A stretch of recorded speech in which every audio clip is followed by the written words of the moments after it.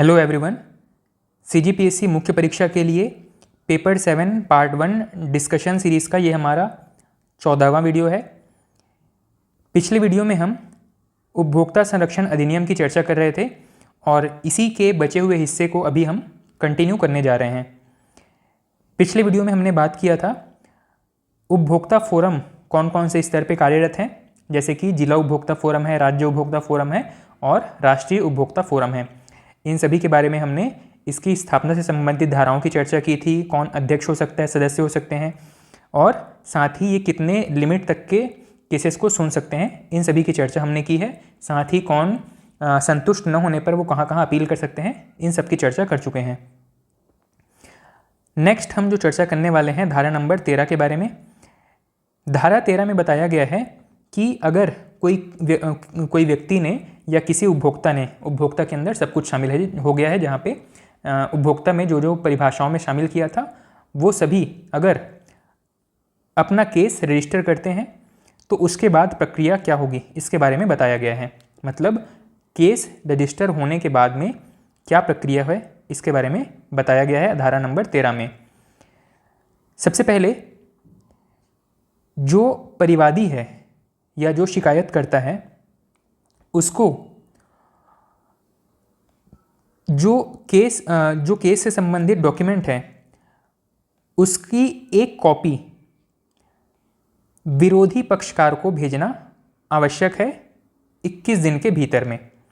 जैसे ही मान लीजिए मैंने कोई सामान खरीदा और जिससे मैंने सामान खरीदा है उस व्यक्ति को मैं क्या कहूँगा यहाँ पे, विरोधी पक्षकार। मैं हो गया यहाँ पे शिकायतकर्ता और सामने वाली पार्टी क्या हो गई, जिसने मुझे सामान बेचा है वो क्या हो गया, विरोधी पक्षकार।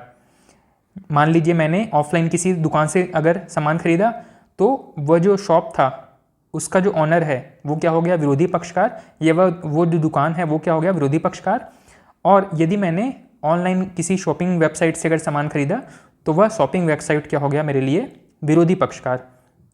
तो अगर मैं अपना केस रजिस्टर करता हूँ तो इस केस की एक कॉपी, जो भी केस से संबंधित डॉक्यूमेंट्स होंगे वो एक कॉपी बना करके 21 दिन के भीतर विरोधी पक्ष को भेजना आवश्यक है।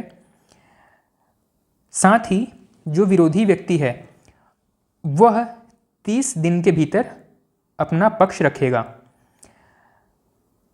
यदि विरोधी व्यक्ति को सूचना प्राप्ति के 3 महीने के भीतर अगर उसने कोई रिस्पॉन्स किया है या नहीं किया है, ऐसी कंडीशन में मान लीजिए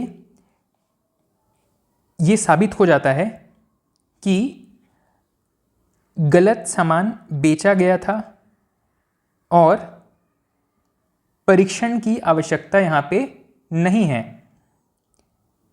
तो 3 माह के भीतर इस केस को सेटल करने की कोशिश की जाएगी।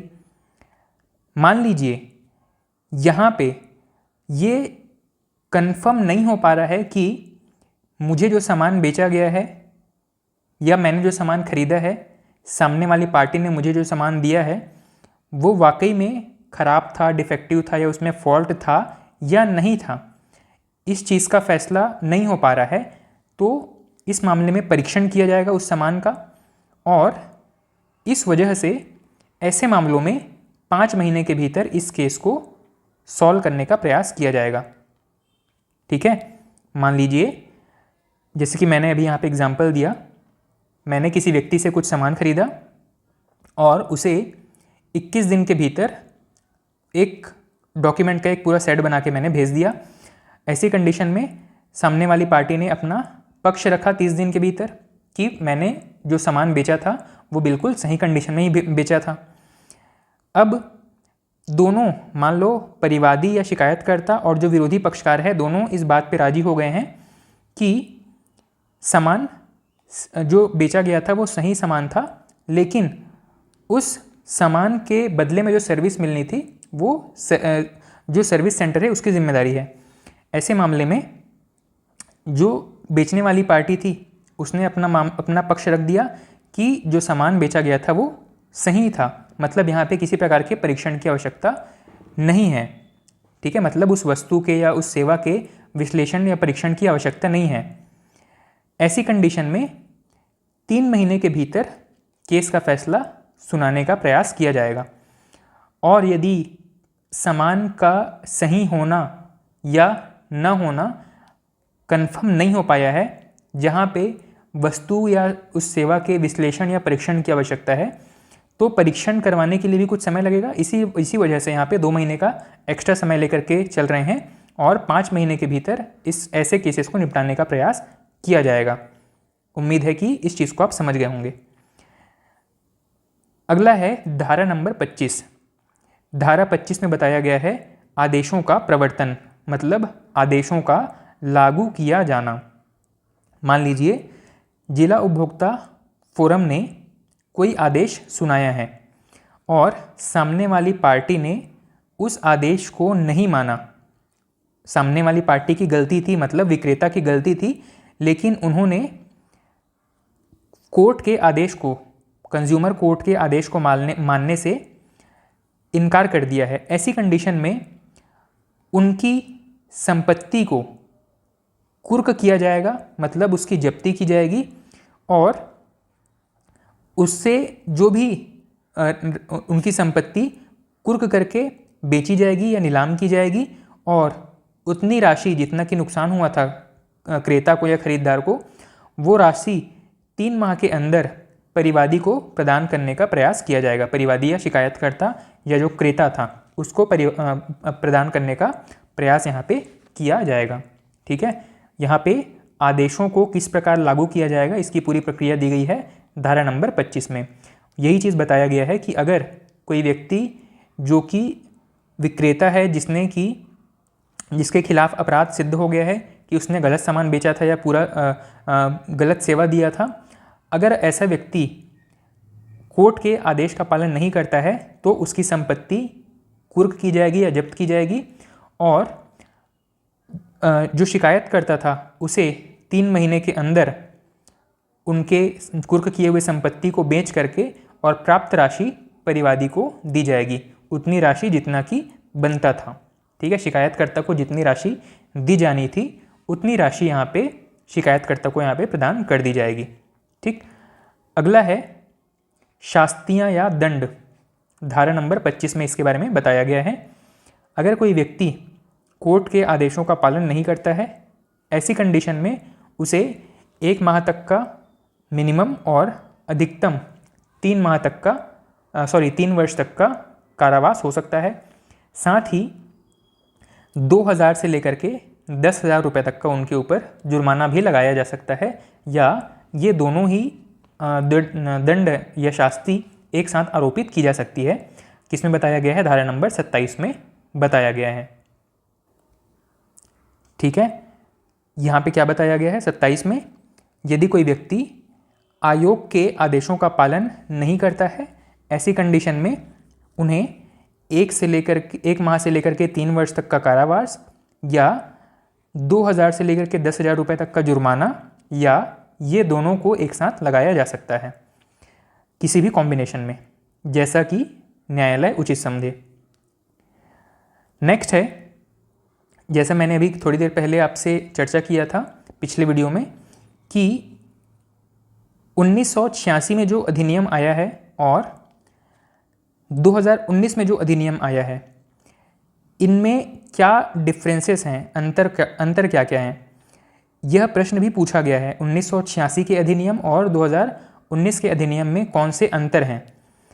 अब हमको बिल्कुल पॉइंट टू पॉइंट इसे एग्ज़ाम में इसी तरीके से 2 पार्ट में डिवाइड करके लिख देना है कि 1986 का जो अधिनियम है, इसके बारे में तो हम ज़्यादातर चीज़ें पढ़ चुके हैं। 2019 का अधिनियम हम थोड़ी देर नेक्स्ट जो भी वीडियो होगा उसमें पढ़ेंगे। तो 2019 के अधिनियम में ई-कॉमर्स से संबंधित चीज़ों को यहाँ पे शामिल किया गया है। उनको कंट्रोल करने के लिए, रेगुलेट करने के लिए नियम कानून यहाँ पे बताए गए हैं। लेकिन 1986 के अधिनियम में ई-कॉमर्स का जिक्र नहीं था। यहाँ पे कोई मध्यस्थता करने वाला तंत्र या मीडिएशन सिस्टम नहीं था।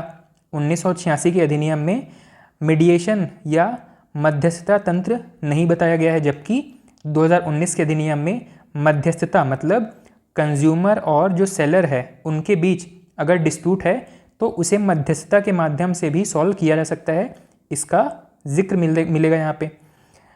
अगला है नेक्स्ट डिफरेंस क्या है, 1986 में जो अधिकारिता है वो कम है, ठीक है। जिला, राज्य और राष्ट्रीय स्तर पे जो अधिकारिता है वो यहाँ पे कम है, जबकि 2019 के अधिनियम में इसको बढ़ाया गया है। अगला है 1986 के अधिनियम में केवल त्रुटि की बात की गई है, यहाँ पे उत्तरदायित्व की चर्चा नहीं की गई है, जबकि 2019 के अधिनियम में माल या सेवा में त्रुटि और संबंधित उत्तरदायित्व दोनों को शामिल किया गया है। 1986 के अधिनियम में विक्रेता के स्थान पर ऑफलाइन आवेदन किया जाना आवश्यक है, जबकि 2019 के अधिनियम के हिसाब से शिकायतकर्ता के निवास क्षेत्र में या ई फाइलिंग के द्वारा भी आवेदन किया जा सकता है। मतलब शिकायतकर्ता जहाँ पे रह रहा है उसी स्थान पर जो भी कंज्यूमर को फोरम है उसी फोरम में आप जाके आवेदन करेंगे। भले ही आपने मान लो छत्तीसगढ़ में कोई रहने वाला व्यक्ति है जिसने महाराष्ट्र से या दिल्ली से या किसी दूसरे राज्य से सामान खरीदा है या ऑनलाइन वेबसाइट से सामान खरीदा है, तो आप अपने राज्य में या अपने ज़िले के ही उपभोक्ता फोरम में अपील कर सकते हैं। किसके खिलाफ? दूसरे राज्य के खिलाफ या किसी ऑनलाइन वेबसाइट के खिलाफ, दूसरे राज्य के विक्रेता के खिलाफ। जबकि 1986 के अधिनियम में ये बताया गया था कि विक्रेता का जहाँ पे क्षेत्र है, मान लीजिए दिल्ली की कोई दुकान है तो सारे मामले दिल्ली के ही कंज्यूमर कोर्ट में सुने जाएंगे। यदि कोई महाराष्ट्र में आपने कोई सामान खरीदा है तो महाराष्ट्र का जो संबंधित विक्रेता है वो जिस ज़िले में उसका शॉप है उस ज़िले के ही उपभोक्ता फोरम में ये मामले सुने जाने थे, लेकिन 2019 में इसको चेंज किया गया। साथ ही 1986 का जो अधिनियम है वो ऑफलाइन आवेदन की ही बात करता है, जबकि 2019 के अधिनियम में ई फाइलिंग की सुविधा भी दी गई है, आप ऑनलाइन अपना केस फाइल कर सकते हैं। 1986 के अधिनियम में कोई भी विशेष प्राधिकरण का गठन यहाँ पे नहीं किया गया था, जबकि यहाँ पे 2019 में CCPA नाम से एक सेंट्रल कंज्यूमर प्रोटेक्शन अथॉरिटी के नाम से यहाँ पे एक अलग प्राधिकरण का गठन किया गया है। 1986 के अधिनियम में कम सज़ा का प्रावधान था, जबकि यहाँ पे सज़ा की मात्रा बढ़ाई गई है, सज़ा का जो समय है वो बढ़ाया गया है, जो दंड का जो राशि है वो भी बढ़ाया गया है। 1986 के अधिनियम में उपभोक्ता कल्याण कोष का कोई जिक्र नहीं था, जबकि यहाँ पे 2019 के अधिनियम में उपभोक्ता कल्याण कोष अलग से एक फंड बनाया गया है जिसके माध्यम से उपभोक्ता संरक्षण संबंधित प्रयास किए जाएंगे। ठीक है, 2019 का जो अधिनियम है उसमें हमने भी पढ़ा था कि 1986 के अधिनियम के हिसाब से राशि की जो सीमा है वो कितनी थी, तो आप जिला उपभोक्ता फोरम में कितने अमाउंट तक का केस दायर कर सकते थे। तो जिला उपभोक्ता फोरम में कोई व्यक्ति 20 लाख से लेकर के 1 करोड़ तक 20 लाख रुपए तक का वहाँ पे केस दर्ज कर सकता था। 20 लाख रुपए तक का कोई केस है तो उसको जिला उपभोक्ता फोरम में, 20 लाख से लेकर के 1 करोड़ तक का कोई केस है तो उसको राज्य उपभोक्ता फोरम में, और 1 करोड़ से ज़्यादा अधिक का कोई केस है तो उसको राष्ट्रीय उपभोक्ता फोरम में उस केस को लगाया जाता था। लेकिन नए अधिनियम के हिसाब से, कंज्यूमर प्रोटेक्शन एक्ट 2019 के हिसाब से, जिला फोरम में 1 करोड़ तक का केस सुना जाएगा, राज्य उपभोक्ता फोरम में 1 से 10 करोड़ तक का केस सुना जाएगा, और राष्ट्रीय उपभोक्ता फोरम में 10 करोड़ से अधिक तक का केस सुना जाएगा। मतलब जो 20 लाख था उसको 1 करोड़ कर दिए, जो 1 करोड़ तक का लिमिट था इसको 1 से 10 करोड़ कर दिए, और 10 करोड़ से जो राष्ट्रीय है उसको 10 करोड़ से अधिक का केस दे दिया गया है। ठीक, तो इस प्रकार से जो कंज्यूमर प्रोटेक्शन एक्ट 1986 है, इसके मुख्य प्रावधान हम इस टॉपिक में कंप्लीट कर चुके हैं। नेक्स्ट वीडियो में हम कंज्यूमर प्रोटेक्शन एक्ट 2019 से संबंधित प्रमुख प्रावधानों की चर्चा कर रहे होंगे। ठीक, इस वीडियो में इतना ही। Thank you.